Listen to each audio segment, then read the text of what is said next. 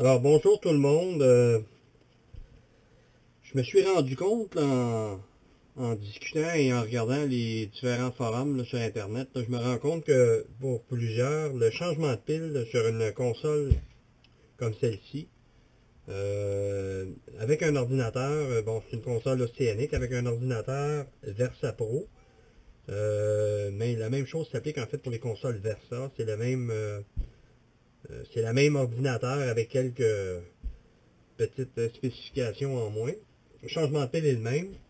Alors, je me suis rendu compte que pour plusieurs, c'était quelque chose de fort compliqué.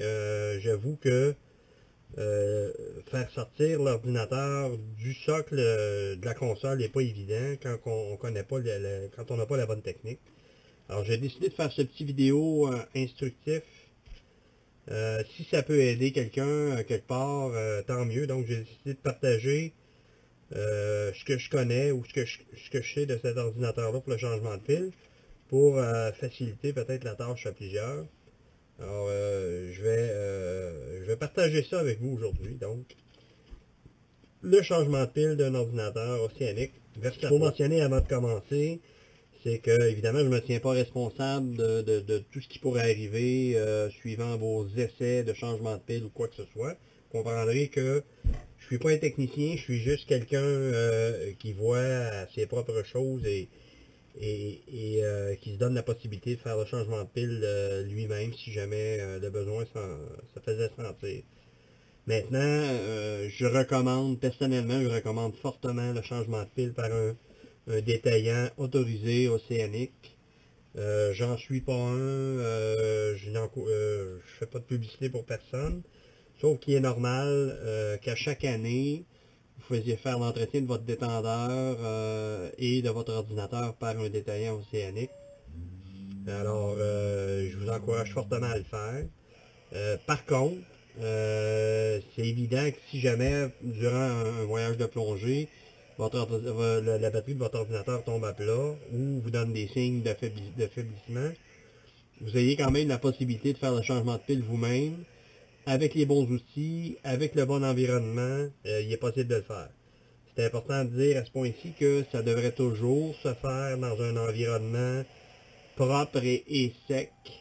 Donc, on évite évidemment de faire des changements de pile à bord d'un bateau de plongée, dans un centre de plongée, évidemment là où il y a du sable, des saletés, où il fait chaud. Je pense à ceux comme moi qui font beaucoup de plongée dans les pays chauds, dans les Caraïbes. Donc, on évite de faire le changement de pile dans ces environnements-là. Donc, on s'assurera de le faire au besoin à la chambre d'hôtel, par exemple sur le comptoir de la salle de bain où on pourrait installer une serviette comme ça pour avoir un environnement de travail propre et sec et exempt de toute possibilité d'égratignure.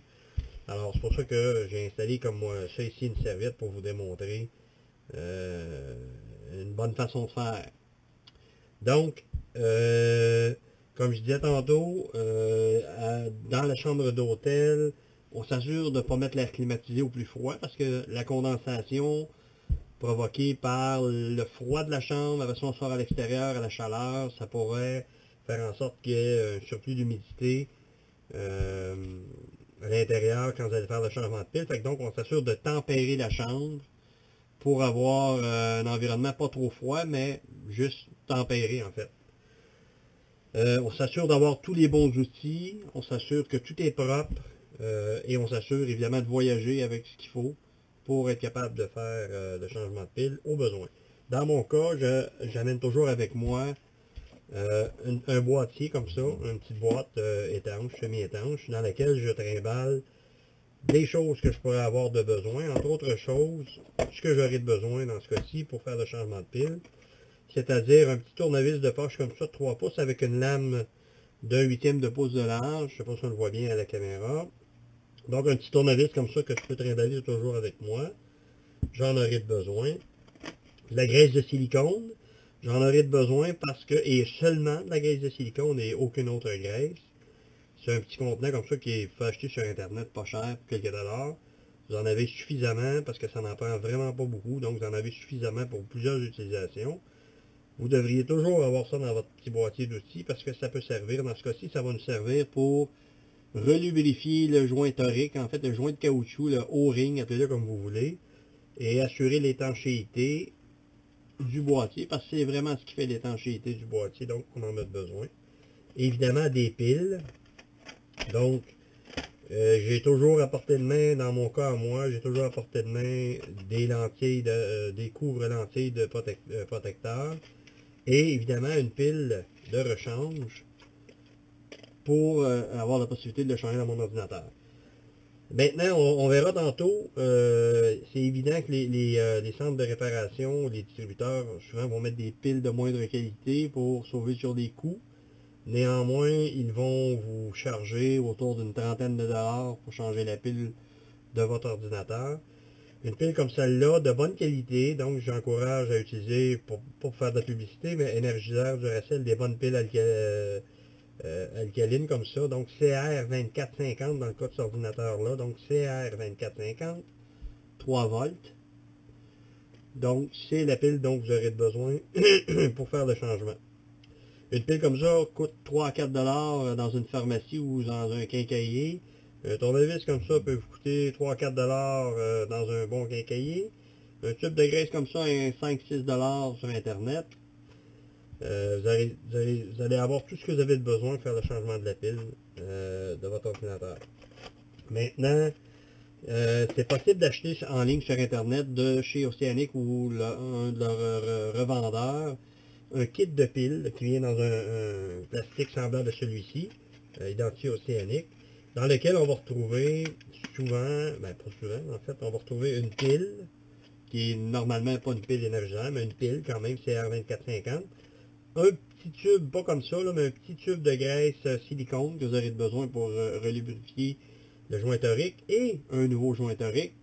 Dans ce cas-ci, vous allez voir tantôt, on ne fera pas le changement de joint torique parce que j'en ai pas disponible. Si vous en avez un, tant mieux.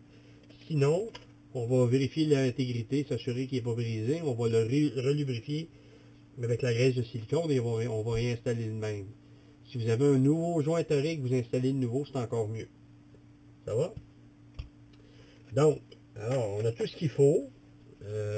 Donc, la pile, on la prépare et on installe. Donc, on a notre nouvelle pile ici prête à installer. Donc, on a notre nouvelle pile ici à installer. On a notre graisse et notre tournevis.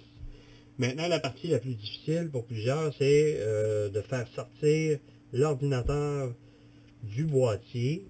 C'est pas compliqué. En fait, avec le bon tournevis, c'est assez simple de le faire.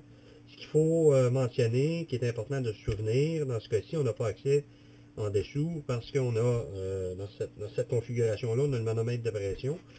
Il faut juste, en fait, savoir où entrer notre tournevis et pas abîmer rien d'autre. D'un côté, on a notre bouton ici. De l'autre côté, on a le connecteur pour l'interface ordinateur-PC qui nous permet de transférer les données sur un PC. Donc, juste sous ce connecteur, donc environ un quart à un demi-pouce, moi, je préfère au-dessus. Au-dessus, donc, vers l'ordinateur du boîtier métallique de la console, on insère le tournevis peut-être un quart de pouce maximum. Et en tournant, on vient faire sortir, comme vous pouvez voir, là, on vient faire sortir tout simplement l'ordinateur de son socle. C'est tout ce qu'on a à faire. On sort l'ordinateur, on le met de côté.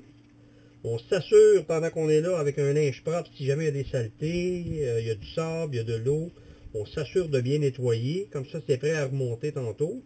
On a accès au-dessous du manomètre de pression qui est ici, et on met ça de côté, tout simplement.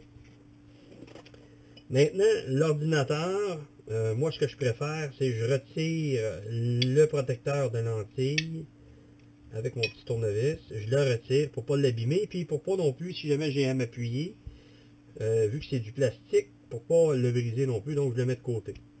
Libre à chacun. Ici, on s'assure, par contre, si on fait ça, de essuyer, de bien protéger la lentille, on ne peut pas l'égratigner, donc on s'assure que c'est propre, que notre environnement de travail est propre, comme je disais tantôt. Si on la dépose comme ça sur la serviette, on ne veut pas l'égratigner. On peut voir, dans mon cas à moi, mon ordinateur va indiquer, donc après la mise en service, donc des vérifications d'usage, que ma batterie doit être changée. Ça fait pas un an, ben ça fait en fait non, c'est pas vrai, ça fait un an environ. Je suppose que la batterie à l'intérieur est de moindre qualité. Parce que normalement, une batterie devrait durer 300 heures ou plus ou moins 100 à 150 activations. Ça n'a pas été le cas dans mon cas, donc j'imagine que la batterie n'est pas de bonne qualité. Ou, en tout cas j'espère que non, ou elle n'a pas été changée, tel qui m'a été indiqué par mon centre de réparation qui a vu à l'entretien de mon détendeur. Donc, ça c'est comme ça, c'est ouvert. Vous pouvez voir ici, en fait, toutes les particularités du dessous de l'ordinateur. Vous pouvez constater en fait que c'est le même ordinateur auquel on peut installer un bracelet et s'en servir comme ordinateur de poignet. Donc c'est le même ordinateur. Comme vous pouvez voir, les languettes de plastique sont là, c'est la même chose. Donc une fois que ça c'est ouvert, ce qu'on veut faire, c'est enlever, on veut enlever tout simplement le ring de sécurité qui est ici autour. On veut l'enlever pour avoir accès au compartiment en batterie qui est sous le couvercle de plastique transparent qui est ici. Pour faire ça, ce qu'on veut, en fait, c'est vous allez voir quand vous allez l'ouvrir, dans le plastique, si c'est écrit close avec une flèche par là et open avec une flèche par là. Donc, dans le sens, ce ring-là qui pivote, donc dans le sens des aiguilles d'une montre, on ouvre. Et dans le sens contraire des aiguilles d'une montre, en poussant ici, on ferme. On peut acheter un outil qui existe, qui s'insère dans les deux trous ici et qui sert en fait de levier pour ouvrir. Mais avec le même tournevis que je vous ai mentionné tantôt, vous pouvez faire le même travail. Alors, ce qu'on veut donc, c'est en tenant l'ordinateur dans sa main comme ça ou en l'appuyant, dépendamment. Si vous l'appuyez, faites attention, pas trop appuyer.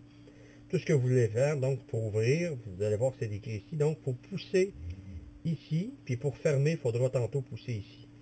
Donc si je pousse ici, dans un premier temps, un premier clic, les languettes de plastique, on commence à les voir dans les ouvertures, donc l'ouverture est en cours de se faire, je repousse, et là, le ring va tout simplement s'enlever, et on aura accès au compartiment batterie qui est ici, sous le couvercle de plastique transparent qu'on je vais mettre de côté pour l'instant, juste pour vous parler du ring de sécurité. Ici, dans l'anneau avec le tournevis, on s'assure que tout est propre au besoin. Avec un linge, on essuie. Et on met de côté pour le remontage. Même chose pour notre couvercle de plastique transparent. Donc, on s'assure que tout est propre. On l'essuie. Donc, c'est ici tantôt où on viendra appuyer notre joint torique. Donc, autour, on s'assure que c'est propre. Donc, ici, là, si on peut voir l'épaulement, on s'assure que c'est propre. On met ça de côté. Maintenant, on évite d'aller travailler ici avec le tournevis parce que si on vient appuyer le tournevis sur la pile, ça pourrait causer un court-circuit. Donc, le positif de la pile et le négatif où je pourrais m'appuyer sur du métal avec le tournevis, ça pourrait causer un court-circuit. Donc, on évite d'utiliser le tournevis pour aller travailler là. Tout ce qu'on fait, c'est qu'on retire le joint torique. Donc, il y a le petit joint torique qui est ici, le petit joint de caoutchouc, le O-ring en bon français. On s'assure qu'il est propre, donc doucement. On s'assure qu'il est propre et on s'assure de son intégrité en le faisant tourner comme ça entre nos doigts. On voit s'il est coupé ou s'il est abîmé. Et donc, on s'assure qu'il est propre et qu'il est prêt à remettre à sa place. Si on en a un neuf, comme je disais tantôt, on installe un joint neuf. Sinon, si lui, il est propre et il n'est pas brisé, donc on va le relubrifier tantôt avec la graisse de silicone et on va réinstaller le même. Dernière chose, l'espèce de barre qui est ici de plastique qui vient verrouiller la pile dans son socle. Donc on la retire. Et plutôt qu'utiliser le tournevis pour enlever la pile, pour les mêmes raisons que j'ai mentionné tantôt, le petit truc que je peux vous donner, c'est qu'on va se servir en fait du plastique pour retirer la pile du socle. Vous verrez, vous allez voir que la pile, là voyez-vous, là, je me rends compte finalement que c'est une pile Renata, en fait, qui est une pile de moindre qualité, qui est une pile chinoise de quelque part, qui a probablement pas coûté cher, dans un magasin populaire, pour ne pas le nommer, j'imagine. Alors, on favorise les piles, comme je disais tantôt, énergisaires, plutôt que des piles Renata. Donc, le compartiment pile, on évite d'aller appuyer sur les contacts des piles ici. et en dessous de la pile, en fait, qui est le contact négatif. On évite d'aller appuyer là, on ne va pas jouer là avec le tournevis. Donc, ça fera en sorte que la pile, pour la retirer, il faudra la sortir de ce côté-ci, étant donné qu'on a le contact positif qui est de ce côté-là. Comme je disais tantôt, on évite le tournevis. Donc, avec la languette de plastique, ici, tout ce qu'on a à faire, c'est de venir l'insérer en dessous et de retirer la pile comme ça. On la place de côté, on ne s'en servira plus. On installe la nouvelle pile. On a 8 secondes pour installer la nouvelle pile et ainsi ne pas perdre de données qui sont emmagasinées dans l'ordinateur, donc les données de plongée précédentes. Si on fait le changement, en anglais, ils appellent ça un hot swap. Si on fait ça de 8 à 10 secondes, le fabricant dit 8 secondes, on ne perdra pas les données dans notre ordinateur. Donc, je l'ai fait en l'intérieur de 3 à 4 secondes, donc il n'y a aucun problème. C'est pour ça que c'est important d'avoir la pile prête avant de retirer la vieille. On s'assure qu'elle est prête. Une fois qu'on sait qu'elle est prête, on enlève la vieille, on met la neuve tout de suite, comme ça, on rentre dans le délai de 8 secondes du fabricant pour garder nos données. Une fois que ça c'est fait, on remet à sa place l'espèce de petit dispositif qui vient s'assurer que la pile est à sa place. Et ce dispositif-là, si vous voyez, il y a des épaulements, des encavures. Quand on va remettre le couvercle dessus, ça va venir s'appuyer dessus et ça va maintenir la pile à sa place. Donc c'est important de le faire comme ça. On met ça de côté pour un instant. La vieille pile, on en dispose évidemment de façon sécuritaire. On la recycle dans un centre. On la place dans un endroit où les piles sont recyclées. On ne jette pas ça à la poubelle. Donc, la prochaine étape, c'est de remonter notre ordinateur. Comme je disais tantôt, le couvercle qui est ici, on l'a nettoyé. Notre O-ring, notre joint torique ici, il est propre, l'intégrité est correcte. La seule chose que je veux, afin d'assurer l'étanchéité, parce que c'est ce qui assure l'étanchéité, je vais placer de la graisse de silicone.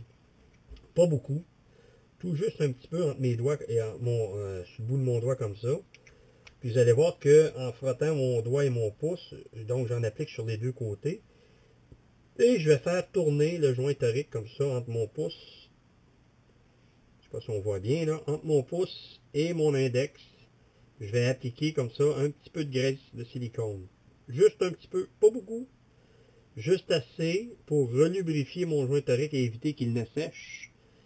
C'est ce qui va assurer l'étanchéité de mon boîtier et la longévité évidemment de mon ordinateur. Donc, une fois que ça c'est fait, tout ce que je fais, je m'essuie les doigts, je replace le joint torique sur le couvercle de plastique avec mes doigts, tout simplement comme ça en poussant avec mes doigts. On n'utilise aucun outil, on peut juste le replacer comme ça. Vous voyez qu'il est très bien lubrifié.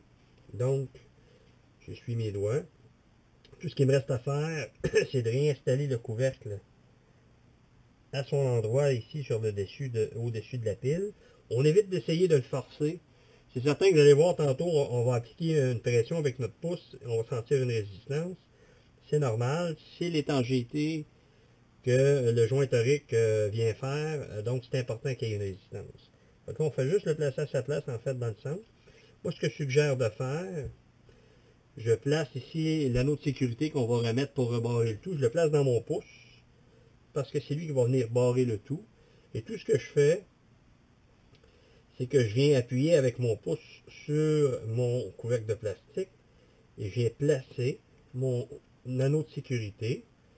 Le petit 2, ici habituellement, va dans le centre en haut à peu près. Vous allez voir, là, vous ne pouvez pas vous tromper. L'insertion doit se faire au bon endroit parce que les languettes de plastique doivent s'insérer dans les ouvertures de chaque côté, là, environ à 2 heures et à 8 heures. Donc, vous venez l'insérer à sa place. Une fois qu'il est inséré à sa place, on s'assure de le rebarrer. Et on fait ça comment? Comme j'ai dit tantôt. Tantôt, on a ouvert en tournant l'anneau dans le sens des aiguilles d'une montre. Et on va faire l'inverse, en fait. On va venir appuyer et on va venir pousser. Mais dans le sens contraire. Donc, je viens m'appuyer. Et en appuyant à chaque côté, je vais venir pousser. Et l'entrée à sa place comme il faut. Donc, vous voyez, vous pouvez confirmer qu'il était au bon endroit en vérifiant tout le pourtour de l'anneau de sécurité ici. Vous allez pouvoir confirmer qu'il est au bon endroit parce que, de façon égale, l'anneau de sécurité va être bien situé autour. Évidemment, s'il serait comme incliné sur un côté ou sur l'autre, ça pourrait vouloir dire qu'il n'est pas bien rentré. Dans ce cas-ci, il est bien rentré, je m'en suis assuré donc, et je m'assure qu'il est bien barré, donc en repoussant encore et en confirmant que les languettes de plastique sont vraiment insérées sous le plastique, sous le boîtier. Et voilà. Et si je regarde mon ordinateur, et évidemment j'appuie sur le bouton là, en faisant le changement de pile. Donc si je m'en vais, je viens confirmer ici que le changement de pile a été fait. On a une pile neuve, donc l'indicateur de pile m'indique que la pile est pleine. Et évidemment, si j'appuie ici là, et je vais dans la section logbook ou manuel, eh bien je vois que mes plongées subséquentes, là, précédentes, pardon, les plongées précédentes sont encore à leurs endroits, donc j'ai pas perdu aucune donnée. Parce que j'ai fait le changement de pile dans les 8 secondes demandées par le fabricant.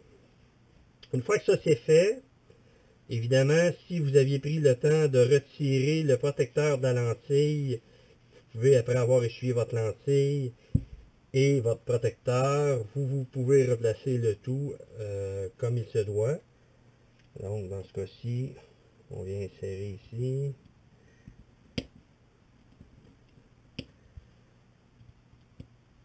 Comme ça. Et une fois que c'est inséré, évidemment, on met ça de côté. Pour replacer l'ordinateur dans la console, je ne sais pas si on peut le voir à la caméra, en fait l'ouverture ici est faite pour recevoir les deux languettes ici qui servent aussi pour les bracelets.